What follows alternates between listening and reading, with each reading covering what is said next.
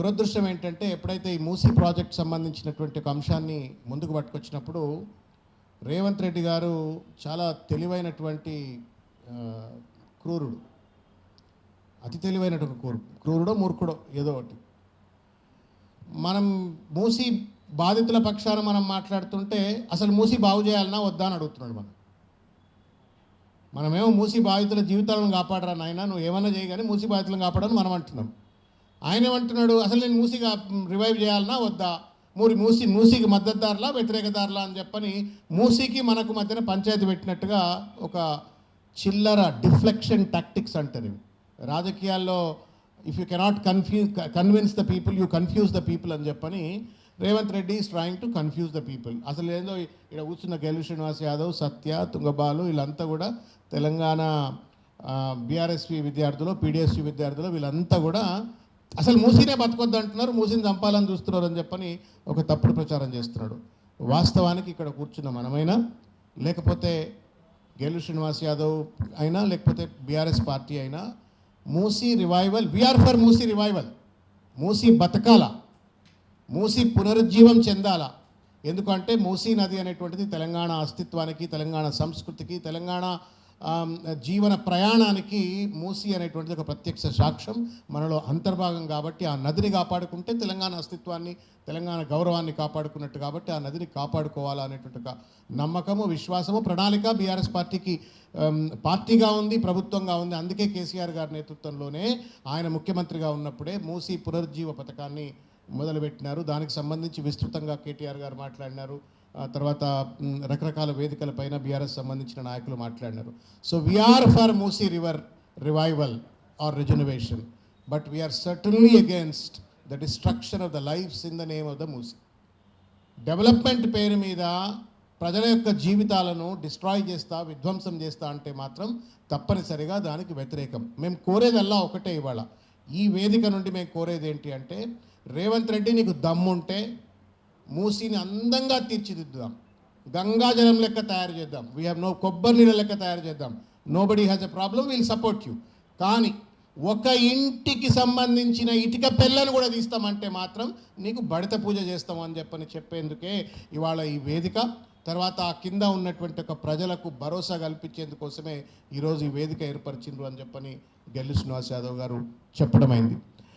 వాస్తవానికి కేసీఆర్ గారు ముఖ్యమంత్రిగా ఉన్నప్పుడు ఈ 10-12 వేల మంది ఏదైతే కుటుంబాలు ఉన్నారో అప్పుడే ఐడెంటిఫై చేసినారు. ఇంతకుముందు ప్రకాష్ అన్న చెప్పినట్టుగా, లేకపోతే ప్రవీణ్ అన్న చెప్పినట్టుగా కేటీఆర్ గారు మున్సిపల్ మంత్రిగా ఉన్నప్పుడు 31 ఎస్టీపీల కన్స్ట్రక్షన్ అయిపోయింది. దాదాపు 92 ఎస్టీపీలు కావాలంటే దాంట్లో 31 ఎస్టీపీలు కన్స్ట్రక్షన్ అయిపోయినాయి as part of the phase 1. దానికోసం 3,000 పైచిలకు కోట్లు ఖర్చు పెట్టినారు. ఈ మధ్యకాలంలో రేవంత్ రెడ్డి కూడా పోయి 1-2కి రిబ్బన్ కత్తిరించినారు. ఫేజ్ 2లో అమృత్ స్కీమ్ కింద మిగతా 60 ఎస్టీపీలు కూడా కంప్లీట్ చేయాలన్నట్టు ఒక ప్లాన్. దాంతోపాటుగా ఈ 10,000 కుటుంబాలను ఐడెంటిఫై చేసి కేసీఆర్ గారి దగ్గరికి పోయి సార్ మరి మూసీ రివైవల్ ప్రాజెక్ట్లో మనం ఎస్టీపీలు అనుకుంటున్నాము, తర్వాత మంచి రోడ్డు నిర్మాణం జరగాల, మూసీ అంతా బ్యూటిఫికేషన్ జరగాల, దాంట్లో మనం ఒక 10-12 వేల కుటుంబాలను డిస్ప్లేస్ చేయవలసిన అవసరం ఉంది అని చెప్పనంటే నిర్బంధంగా కేసీఆర్ గారు ఒకటే ఒక మాట చెప్పారు.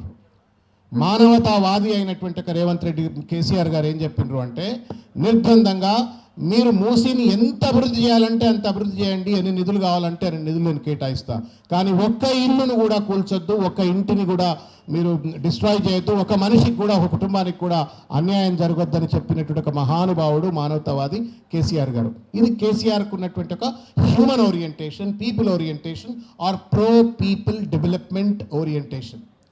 ఇక్కడ రేవంత్ రెడ్డి ఆలు లేదు, సూలు లేదు, కొడుకు పేరు సోమలింగం.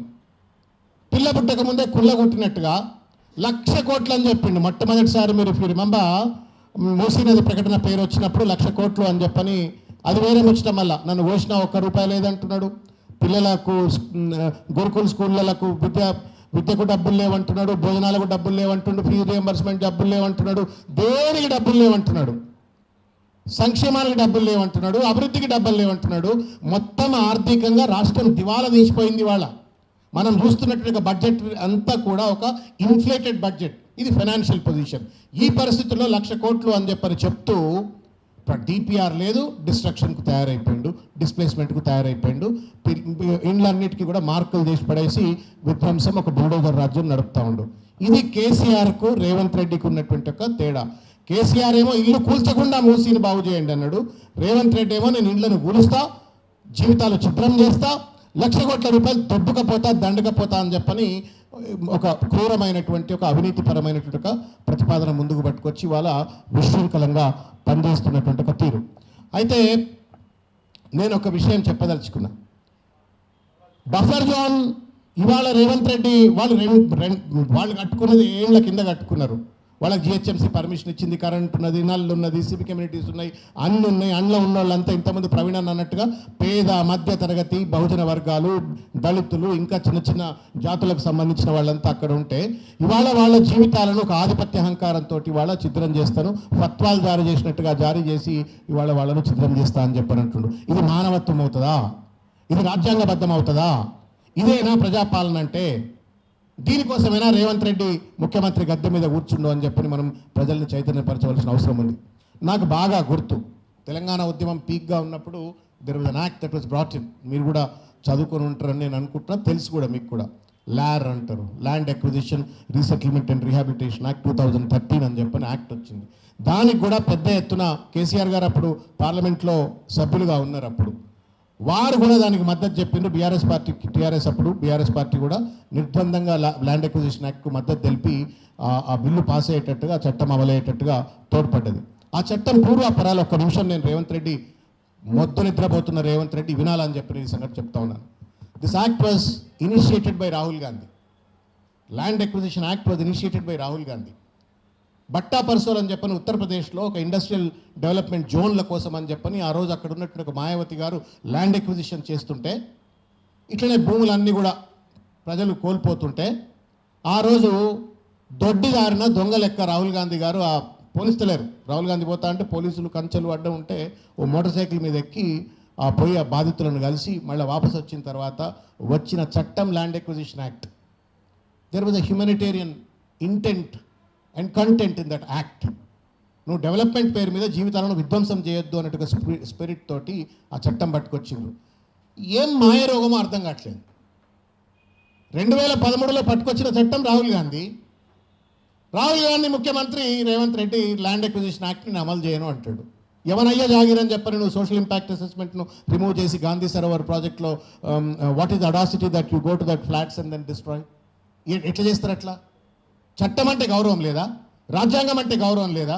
రాహుల్ గాంధీ ఏమో రాజ్యాంగం పట్టుకొని దేశం అంతా తిరుగుతున్నాడు, జై సంవిధాన్, జై భీమ్, జై బాపు అని తిరుగుతున్నాడు. రేవంత్ రెడ్డి ఏమో నై సంవిధాన్, నై బాపు, నై భీమ్ అని చెప్పి తిరుగుతూ ఉన్నాడు. ఇట్లా ఈ కాంట్రడిక్షన్ ఏంటి? గెల్లు శ్రీనివాస్ ఏమైనా కేటీఆర్ మాట దాటగలుగుతాడా? కేసీఆర్ గారి మాట ఆర్ఎస్ ప్రవీణ్ అన్న దాటగలుగుతాడా? నేనేమన్నా కేసీఆర్ గారు ఒక గీత గీసి ఇదిరా విద్యా సిద్ధాంతం అని చెప్పినట్టు దాటగలుగుతామా? That is a party line, party ideology, party philosophy. ఈ పార్టీ ఐడియాలజీకి, సిద్ధాంతాలకు వ్యతిరేకంగా రాహుల్ గాంధీ పట్టుకొచ్చిన చట్టాన్ని రేవంత్ రెడ్డి అమలు చేయకపోతే తెలంగాణ రాష్ట్రంలో కాంగ్రెస్ సర్కార్ ఉందా? సైకిల్ సర్కార్ ఉందా? సైకిల్ కాంగ్రెస్ ఉందా? ఈ పెట్టుబడి స్వామ్యం ఎక్కడిది? పేదోడు ఇల్లు కూల్చడం కోసం ప్రజాపాలన ఎట్లవుతుంది? పేదోడు ఇల్లు కూల్చడం కోసం ప్రజాపాలన ఎట్లవుతుంది? ఇది మనం ప్రజలను చైతన్యపరచవలసిన అవసరం ఉంది. It's a Hippocratic government. ఇంత దుర్మార్గమైనటువంటి ఒక ప్రభుత్వం బహుశా భారతదేశంలో ఏ కాంగ్రెస్ రాష్ట్రాల్లో కూడా ఉండకపోవచ్చు. Because I work for some time in the Congress party.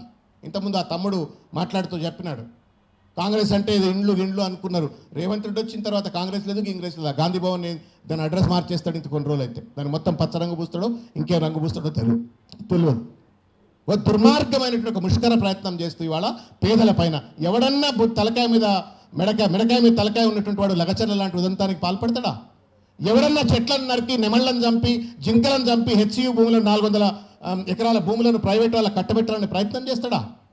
ఎవడన్నా 5,00,000 కోట్ల రూపాయల హిల్ట్ లాంటి పాలసీలు పట్టుకొచ్చి భూములను కబ్జా చేసే ప్రయత్నం చేస్తారా? ఎవడన్నా భూములు కబ్జా చేయడం కోసం దాన్ని ప్రైవేట్ పంచాయతీగా చూపెట్టేసి డెవలప్మెంట్ ఇస్తావా సస్తావా అని చెప్పని దాన్ని ప్రైవేట్ డిస్ప్యూట్గా చూపెట్టి భూములు కబ్జా చేసే ప్రభుత్వాలు ఉంటాయా? ఇంత దుర్మార్గమైనటువంటి రీతిలో ఇవాళ ఒక రియల్ ఎస్టేట్ దందాల కోసం, కేవలం దోపిడీ కోసం మాత్రమే ఈరోజు ఈ ప్రభుత్వం పనిచేస్తూ ఉంది. ఇది ప్రజలకు చెప్పవలసిన అవసరం ఉంది. వాళ్ళకి మీరు you tell the truth, they will come forward to fight. మనం చెప్పవలసింది సత్యం మాత్రమే, మనం చెప్పవలసింది సూక్ష్మమైనటువంటి ఒక ఈ ప్రభుత్వ ఉల్లంఘనలు మాత్రమే. అది కనుక మనం ధైర్యంగా చెప్పినట్టయితే ఐఎమ్ షూర్ తెలంగాణ బిడ్డలకు దమ్ముంది, ధైర్యం ఉంది, చైతన్యం ఉంది. ఎవరినైనా గల్లబట్టి కొట్లాడేటువంటి ఒక చైతన్యం ఉన్నటువంటి సమాజం మనం గతంలో ప్రూవ్ చేసి చూపెట్టినాం. ఆనాడు ఆంధ్ర పాలక వర్గాలకు వ్యతిరేకంగా నాకు బాగా గుర్తు గెల్లు శ్రీనివాస్ గెల్లనంగా నాకు మనసులో ఒకటే ఒక పిక్చర్ వస్తుంది. మళ్ళీ ఎందుకు గుర్తొచ్చింది కాబట్టి చెప్తున్నా, ధైర్యం వచ్చిందంటే చెప్తున్నా. గెల్లనంగా ఏం గుర్తొస్తున్నాయంటే మోకాళ్ళ మీద నిలబడి ఆ తుపాకులు కాలుస్తుంటే అంగిప్పి కాల్చురా అంటున్నాడు బాష్పోయిట్ ఉస్మానియా యూనివర్సిటీలో. ఇది మన చైతన్యం, ఇది పోరాటం. ఈ పోరాటం మూసి బాధితుల్లో ఉంది, ఈ పోరాటం మన విద్యార్థుల్లో ఉంది, మన చైతన్యం ఉంది. తప్పనిసరిగా వి విల్ విన్. ధర్మం గెలుస్తుంది, సత్యమేవ జయతే. కానీ దుర్మార్గంగా వ్యవహరిస్తున్నటువంటి ఈ రాక్షస రేవంత్ రెడ్డి గారికి గుణపాఠం చెప్పేటువంటి ఒక రీతిలో సత్యం చెప్దాం, ధర్మం చెప్దాం, చట్టం చెప్దాం, రాజ్యాంగం చెప్దాం. ఇది కనుక చెప్పినట్టయితే తప్పనిసరిగా ప్రజలు ముందుకు వచ్చి పోరాటం చేస్తారని చెప్పి నేను సందర్భంగా తెలియజేస్తాను. మిత్రులారా, ఒక మాట చెప్పదలుచుకున్నాను. 1,00,000 కోట్లు ఏంటి చేస్తావు రేవంత్ రెడ్డి చెప్పా? చెప్పు, అది ఏం ఎట్లా తెస్తావు 1,00,000 కోట్ల రూపాయలు చెప్పు. మీకు ఏమైనా అర్థమైందా? మీలో చాలామంది ఉస్మానియా యూనివర్సిటీ విద్యార్థులు, ప్రొఫెసర్లు, ఎకనామిక్స్లు, పెద్ద పెద్ద మేధావులు ఉన్నారు. How do you get 1,00,000 crores for the Musi revival? You don't have money for the fee reimbursement, you don't have money for the Gurukul students, you don't have money for the pensioners, you don't have money for the salaries. మొత్తానికి నన్ను కోస్తే ఒక్క రూపాయి రావట్లేదు అంటుండు. నేను 1,00,000 కోట్ల రూపాయలు తీసుకొచ్చి నేను ఇవాళ మూసీని రివైవ్ చేస్తానంటే ఎక్కడి నుంచి చేస్తాడు? ఏం తేడు? ఇంకొక కాంట్రడిక్షన్ చెప్తాను నేను మీకు. గాంధీ విగ్రహం మీద ప్రేమ అంటాడు ఆయన. గాంధీ మీద ప్రేమ లేదు, నా అంబేద్కర్ మీద అయితే ఎట్లా ప్రేమ లేదు, దాన్ని లాక్ చేసి పెట్టినాడు. శివుడు అని కొత్త పంచాయతీ పట్టుకొచ్చింది. శివుడికి మనకు ఎవరన్నా మళ్ళీ అరే మూసి పేరు మీద నువ్వు మా జీవితాలు ఎట్లా అంటే నువ్వు శివుడిని వద్దంటావా అని చెప్పని మళ్ళీ శివుడికి మనకు మధ్యన పంచాయతీ పెడతాడు, మూసికి మనకు మధ్యన పంచాయతీ పెడతాడు, గాంధీకి మనకు మధ్యన పంచాయతీ పెడతాడు, తెలంగాణ తల్లికి మనకు మధ్యన పంచాయతీ పెడతాడు, కాకతీయ కళాతోరణానికి మనకు మధ్యన పంచాయతీ పెడతాడు. మొత్తం తెలంగాణ ముఖ చిత్రంతో తెలంగాణ ప్రజలకు, విద్యార్థులకు, ప్రశ్నించే వాళ్ళకు పంచాయతీలు పెడుతూ ఇవాళ ఇంతమంది అన్న చెప్పినట్టుగా అడ్డమైన హేట్ బిల్ పట్టుకొచ్చాడు. అది చదువు నేను I want you to read. మీరు చదవండి ఆ బిల్ కాపీ. మీరు గూగుల్లో అక్కడిక్కడ దొరుకుతుంది, లేకపోతే మీరు సర్క్యులేట్ చేయమంటే చేస్తారు. మీరు చదివితే మాత్రం మీరు అసెంబ్లీ మీదకి వచ్చి బడత పూజలు చేస్తారు అందరిని పట్టుకొని. ఏమరా నాయన చట్టాలు చేయడం కోసం ఉన్నారా మీరు ఇక్కడ, లేకపోతే దొంగ చట్టాలు పట్టుకొచ్చి మా గొంతులు నొక్కుతారా అని చెప్పని. If that bill comes in to force ఈ మీటింగ్ జరగదు. ఈ మీటింగ్లో మనం మాట్లాడే ఒక్క మాట కూడా నువ్వు ఫేస్బుక్లో పెట్టుకోలేవు, ట్విట్టర్లో పెట్టుకోలేవు, లేకపోతే నువ్వు ఇన్స్టాగ్రామ్లో పెట్టుకోలేవు. అంటే ఎంత దుర్మార్గమైనటువంటి ఒక చట్టం అని అంటే, కర్ణాటకలో దొంగ చట్టం అది, గవర్నర్ దాన్ని ఆప్ పెట్టిండు. ఆ దొంగ చట్టాన్ని కట్ అండ్ పేస్ట్ తీసుకొచ్చి ఇక్కడ పెడితే నాకు ఈ కాంట్రడిక్షన్ అర్థం కావట్లేదు. జై సంవిధానం అంటాడు, మానవ హక్కులు అంటారు, ఢిల్లీలో ఇక్కడికి వచ్చేమో హేట్ బిల్ పేరు మీద మన హక్కులను కాలు రాసేటువంటి ప్రయత్నం చేస్తూ ఉన్నారు. చివరి ఒక మాట, ఈ కాన్స్పిరసీ ఆఫ్ 1,00,000 crores ఇది కూడా చెప్పాలి ప్రజలకు. End of the day Musi నదిని మార్ట్గేజ్ చేయబోతా ఉన్నాడు రేవంత్ రెడ్డి గారు. మూసీ నదిని అదానికి మార్ట్గేజ్ చేస్తాడు. ఆయన దగ్గర డబ్బులు లేవు. మూసీ నదిని 1,00,000 కోట్ల రూపాయలకు మార్ట్గేజ్ చేస్తే మూసీ పరివాహక ప్రాంతం అంతా అదాని లాంటి వాళ్ళు, ఇంకెవరో పెద్ద పెద్ద బడాబాబులు, పెట్టుబడిదారులు అక్కడ మాల్లు కడతారు, సినిమా థియేటర్లు కడతారు, రెస్టారెంట్లు కడతారు. మళ్ళీ అక్కడి నుంచి వచ్చే కలుషిత జలాలన్నీ కూడా మళ్ళీ మూసీలకు పోతుంది. మూసీ కంప్ అట్లనే ఉంటుంది. కానీ మూసీ పరివాహక ప్రాంతంలో ఉన్న పేదల ఇళ్ళు చిత్రమైపోతాయి, వాళ్ళను డిస్ప్లే చేస్తారు. దాని స్థానంలో బడాబాబులకు సంబంధించినటువంటి ఒక మాళ్ళు, థియేటర్లు ఇవన్నీ వస్తాయి. వాళ్ళు కోట్ల రూపాయలు దండుకుంటారు. సో బీవేర్, మూసీ నదిని మార్ట్గేజ్ చేయబోతా ఉండు రేవంత్ రెడ్డి. అక్కడ జీవితాలను చిత్రం చేయబోతా ఉన్నాడు. ఇది మనం ప్రజలకు తెలియజెప్పవలసిన అవసరం ఉందని చెప్పి తెలియజేస్తూ, ఆకలి అవుతుండొచ్చు మీ అందరికీ. నాకు అవకాశం కల్పించినటువంటి సోదరుడు గెల్లు శ్రీనివాస్ యాదవ్ గారికి, తర్వాత వివిధ విద్యార్థి సంఘ నాయకులు మీ అందరికీ కూడా పేరు పేరున శుభాభినందనలు తెలియజేస్తూ, మీ యుద్ధం తప్పనిసరిగా సఫలీకృతం కావాలని చెప్పి ప్రజల పక్షాన మీ పోరాటానికి అన్ని రకాల సహాయంగా ఉంటారని చెప్పి తెలియజేస్తూ ముగిస్తున్నాను. జై తెలంగాణ.